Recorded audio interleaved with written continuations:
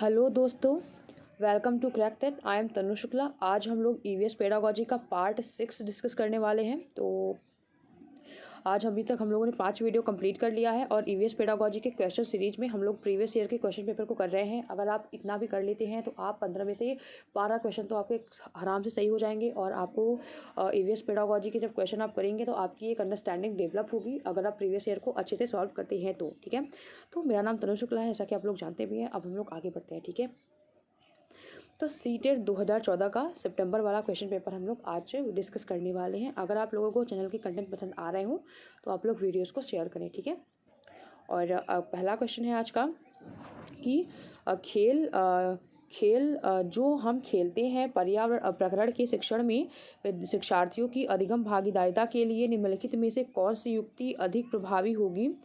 तो विभिन्न खेलों के खेल कार्ड बनाना और उन्हें शिक्षार्थियों को दिखाना, तो ये उतनी प्रभावी नहीं होगी।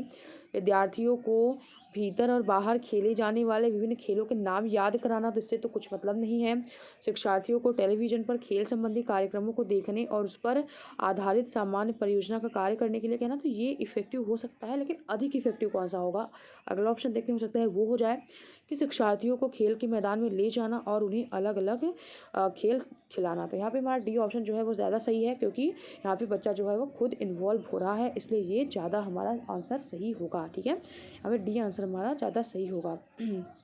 और सी भी अपने आप में गलत नहीं है, लेकिन अधिक प्रभावी का मतलब सबसे सटीक आंसर जो बनेगा वो डी बनेगा।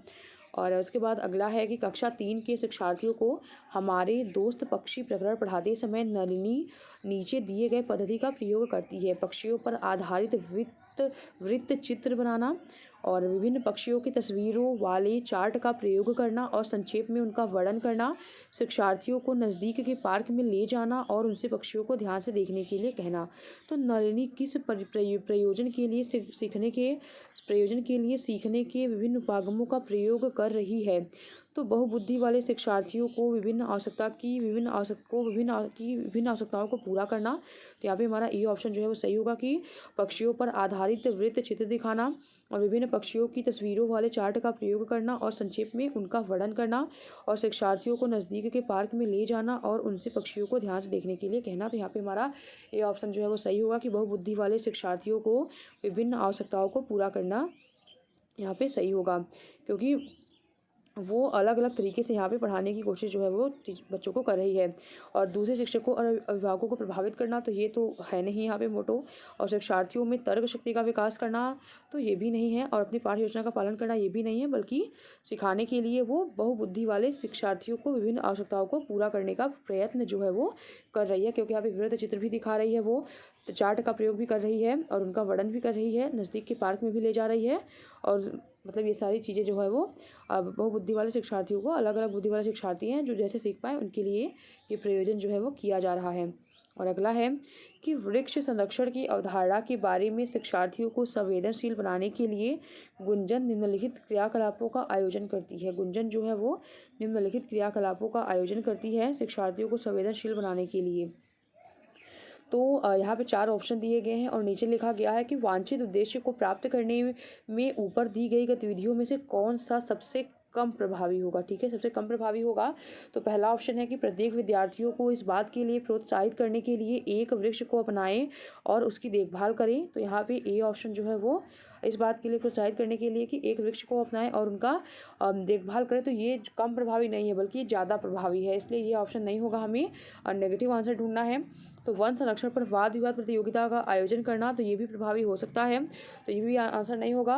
वृक्ष पर आधारित पोस्टर संबंधी प्रतियोगिता का आयोजन करना।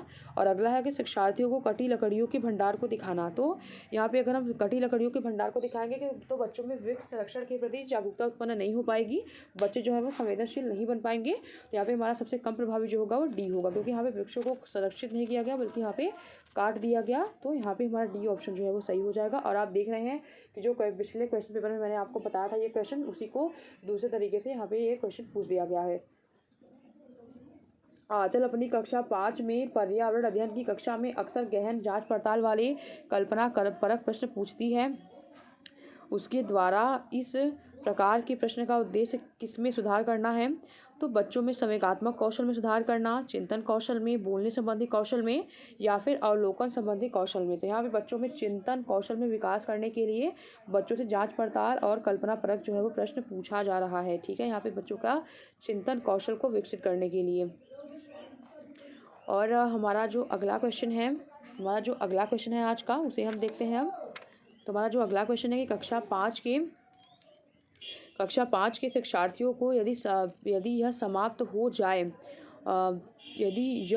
हो जाए पाठ पढ़ाने के लिए शीला प्रकरण के बारे में शिक्षार्थियों की समझ के स्तर के बारे में जानने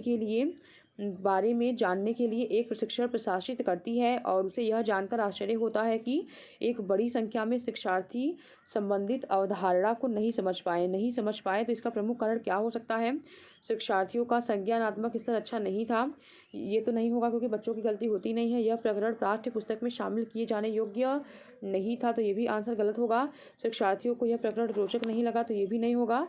बल्कि उसने प्रकरण को पढ़ाने के लिए टीचर ने सही पद्धति का प्रयोग नहीं किया। तो यहाँ पे हमारा डी ऑप्शन जो है वो सही होगा कि अगर हम कोई भी चैप्टर बच्चों को पढ़ा रहे हैं तो वहाँ पे बच्चों की गलती नहीं होती है, बल्कि टीचर की गलती होती है। वो सही विधि को नहीं से पढ़ा पाया या फिर वो उस चैप्टर को अच्छे से एक्सप्लेन नहीं कर पाया। ठीक है, तो यहाँ पे हमारा डी ऑप्शन जो है वो सही हो जाएगा।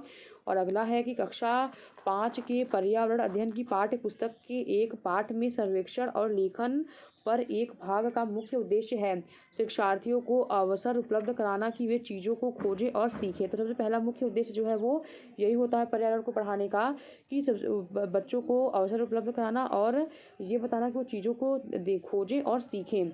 विषय की आधारभूत अवधारणाओं को सीखने में शिक्षार्थियों की मदद करना, तो ये हो सकता है। लेकिन एक मुख्य उद्देश्य जो है वो यही है कि बच्चों को यह अवसर उपलब्ध कराना कि वो चीज़ों को खोजें और सीखें। तो यहाँ पे ये ऑप्शन नहीं होगा। और अगला है कि शिक्षार्थियों के व्यवहारिक कौशल में सुधार करना, तो ये भी नहीं होगा।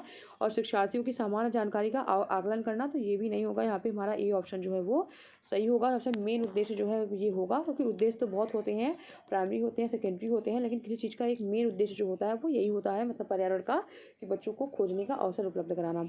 ईवीएस संक्षेपण अर्थ में प्रयुक्त होता है इन्वायरमेंटल साइंस, इन्वायरमेंटल सोर्सेस या फिर इन्वायरमेंटल स्टडीज़ या फिर इन्वायरमेंटल स्किल।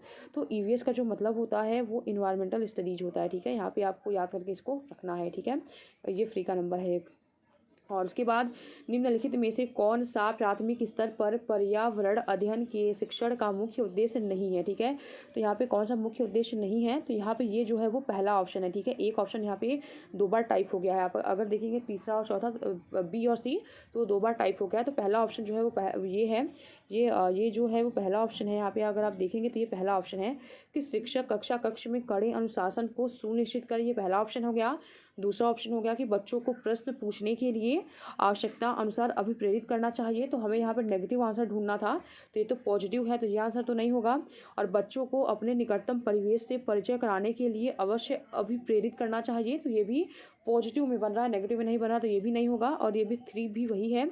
और इसके बाद कक्षा कक्ष में होने वाले अधिगम को विद्यालय से बाहर की दुनिया के साथ जोड़ना, तो ये भी पॉजिटिव है, नेगेटिव नहीं है, तो ये भी आंसर नहीं होगा। बल्कि हमें नेगेटिव आंसर ढूंढना था, तो नेगेटिव आंसर जो है ये होगा कि शिक्षक कक्षा कक्ष में कड़े अनुशासन को सुनिश्चित करता है, यही ऑप्शन ए है और यही हमारा आंसर बनेगा। क्योंकि यहाँ पे नेगेटिव आंसर पूछा जा रहा है कि पर्यावरण अध्ययन को पढ़ाने का मुख्य उद्देश्य कौन सा नहीं है, तो ये उद्देश्य नहीं है कि शिक्षक कक्षा कक्ष में बहुत कड़ा अनुशासन रखे। यहाँ पे हमारा ए ऑप्शन, मतलब ये वाला आंसर हमारा सही बनेगा। और हम अगले क्वेश्चन के तरफ अगर चलेंगे, तो हमारा जो अगला क्वेश्चन है कि कक्षा 5 के शिक्षार्थियों को पोषण पर आधारित प्रकरण से परिचित कराना चाहती है। पोषण पर आधारित प्रकरण से परिचित कराना चाहती है, तो उन्हें पोषण तत्वों से भरपूर विभिन्न प्रकार के भोजन के उदाहरण देने चाहिए। तो उदाहरण देने से काम नहीं चल पाएगा। और विभिन्न प्रकार के भोजन को प्रदर्शित करने वाले चार्ट का उपयोग करना चाहिए, तो इससे भी काम नहीं चल पाएगा। शिक्षार्थियों से कहना कि वह अपने अपने टिफ़िन बॉक्स खोलें और उसके तत्वों का अवलोकन करें और उसके बाद उन्हें व्याख्या करनी चाहिए। तो यहाँ पे हमारा सी ऑप्शन जो है सही है कि अलग अलग बच्चे जो है अलग अलग टिफ़िन बॉक्स लेकर आएंगे और वहाँ पे वो मतलब प्रेजेंट तरीके से देख भी पाएंगे उस खाद्य सामग्री को, मतलब टिफ़िन बॉक्स में जो भी वहाँ पे उन्होंने खाने के लिए लाया होगा उसे वो देख पाएंगे और समझ पाएंगे कि किस में क्या चीज़ मिलता है, मतलब किस में प्रोटीन मिलता है, किस में कार्बोहाइड्रेट मिलता है, किस में विटामिन मिलता है। तो ये चीज़ें वो टीचर जो है वो अच्छे से समझा पाएगा, एक्सप्लेन कर पाएगा। और श्यामपट्ट पर पाचन तंत्र का आरेख बनाना, तो ये भी हमारा आंसर नहीं होगा, बल्कि यहाँ पे हमारा सी ऑप्शन जो है वो हमारा आंसर बन जाएगा। और उसके बाद अगला है कि निम्नलिखित में से कौन सा पर्यावरण निम्नलिखित में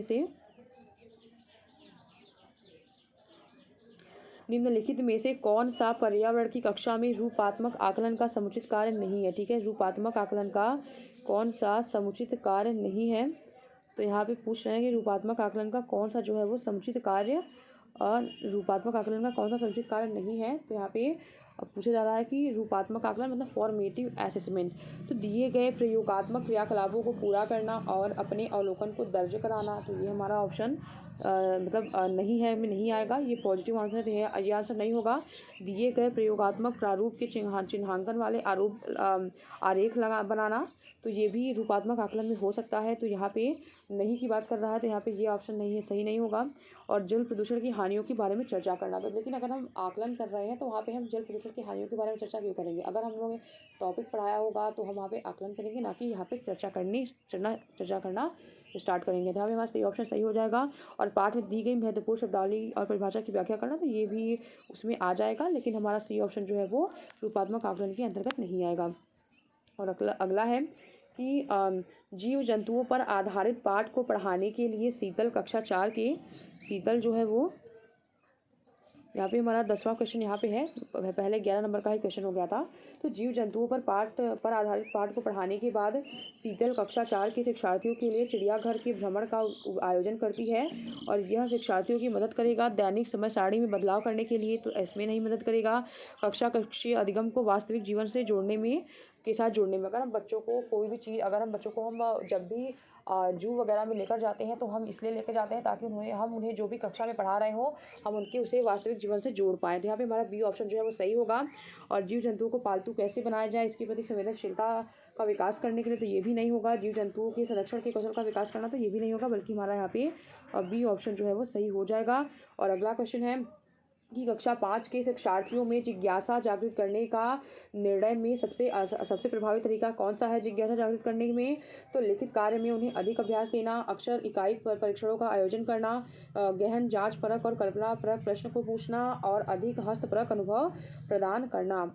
तो जिज्ञासा जागृत करने के लिए गहन, यहाँ पे आंसर जो होगा लिखित कार्य में अधिक अभ्यास देना, तो यहाँ पे जिज्ञासा जागृत नहीं हो पाएगी इससे। और इसके बाद अक्सर इकाई परीक्षण का आयोजन करने से भी नहीं होगा, और हस्तपरक अनुभव से भी नहीं होगा, बल्कि गहन जांच और कल्पना परक अगर हम बच्चों से प्रश्न पूछेंगे तब बच्चों में जिज्ञासा उत्पन्न होगी कोई भी चीज़ जानने की। ठीक है, उसके बाद वो उस पर एक्टिविटी करेंगे। तो यहाँ पे हमारा सी ऑप्शन जो है वो सही है। और कक्षा यदि 1 महीने के लिए बिजली ना हो तो हमारा जीवन किस प्रकार प्रभावित होगा। तो इस प्रश्न को पूछने का जो उद्देश्य है वो क्या है, बिजली के स्रोतों के बारे में शिक्षार्थियों का आकलन करना, शिक्षार्थियों के कल्पना परक और चिंतन पर कौशलों का विकास करना, शिक्षार्थियों की सामान्य जानकारी का आकलन करना, समुचित तरीके से बिजली का उपयोग करने के लिए शिक्षार्थियों को संवेदनशील बनाना। तो यदि 1 महीने के लिए बिजली ना हो तो हमारा जीवन किस प्रकार प्रभावित होगा, इस प्रश्न को पूछने का उद्देश्य क्या है। तो बिजली के स्रोतों के बारे में शिक्षार्थियों का आकलन करना, तो ये नहीं होगा, ये ऑप्शन तो होगा नहीं। शिक्षार्थियों के कल्पना परक और कौशल चिंतन का विकास करना, ये कल्पना ही होती है ना कि यदि पृथ्वी पर जल ना रह जाए तो क्या होगा, पृथ्वी पर अगर ऑक्सीजन ही ना रहे तो क्या होगा, पृथ्वी पर अगर पूछा गया कि बिजली ना रहे तो क्या होगा, तो ये बच्चे जो है इससे कल्पना कर पाएंगे कि अगर ये चीज़ें हमारे पास उपलब्ध नहीं होंगी तो क्या क्या चीज़ें हो सकती हैं। तो इससे बच्चों की सोचने की क्षमता बढ़ती है ऐसे क्वेश्चन से, और बच्चे जो है वो कल्पना परक बच्चों में कल्पनाशीलता का विकास होता है। अगर आप NCERT की कोई भी बुक पढ़ेंगे तो आपको ऐसे क्वेश्चन मैक्सिमम टाइम देखने को मिलते हैं। और शिक्षार्थियों को समान जानकारी का आकलन कराना, तो ये भी नहीं होगा। और समुचित तरीके से बिजली का उपयोग करने के प्रति शिक्षार्थियों को संवेदनशील बनाना, तो ये भी हमारा आंसर नहीं होगा, हमारा आंसर यहाँ पे बी होगा। तो आज के लिए हमारा इतना ही। हम लोगों ने 2014 के अगले क्वेश्चन सितंबर के क्वेश्चन पेपर को हम लोगों ने डिस्कस किया, और हम लोगों ने देखा कि इसके लिए हमें बहुत अलग से कोई भी थियरी नहीं पढ़नी है, बल्कि अपनी समझ को यहाँ पे अप्लाई करना है। अगर आप लोगों को चैनल के कंटेंट पसंद आ रहे हो तब मैं वीडियोज़ को लाइक करें, चैनल को सब्सक्राइब करें और बेल आइकन को प्रेस करें, और ज़्यादा से ज़्यादा लोग हमसे जुड़े, और मैं बहुत जल्दी सारे सब्जेक्ट के पेडागोजी आप लोग को प्रोवाइड कराऊंगी। Thank you so much.